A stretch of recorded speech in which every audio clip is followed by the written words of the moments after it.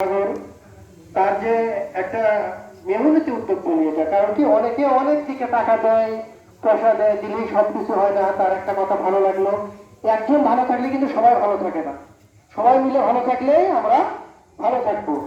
তো এটা ভালো থাকবো কিভাবে, যে আমাদের ভালো কর্মকাণ্ডের মাধ্যমে। আর এই ভালো কর্মকাণ্ডগুলোই আমাদের নষ্ট হয় মাদকের মাধ্যমে। একজন লোকজন মাদকে যায়, তখন আস্তে আস্তে সবাই ওই দিকে ডাইভার্ট হয়ে যায়।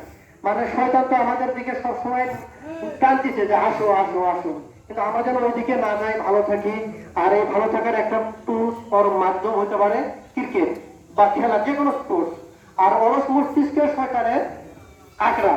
তো খেলাধুলা এই অলস মস্তিষ্ক থেকে আমাদের দূরে রাখবে, সেই থেকে আমাদের খেলাতে আমাদের সৃজনশীল মনের যে একটা বিকাশ ঘটাবে, এটাই তার হচ্ছে তার মাধ্যম। এবং মূলবাড়ির সকল মেম্বার এবং যারা এটা উদ্যোগ নিয়েছে সবাইকে আমার পক্ষ থেকে ধন্যবাদ জানাই।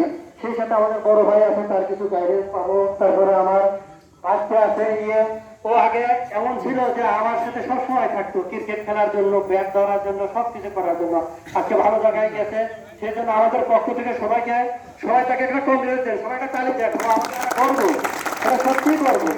কারণ অনেক স্টুডেন্ট ভার্সিটিতে চান্স পায় না, আর ও ভার্সিটিতে চান্স পায় এখন টিচার ওখানকার। রিয়েলি আমাদের মনোয়ারি গ্রামের একটা গর্ব।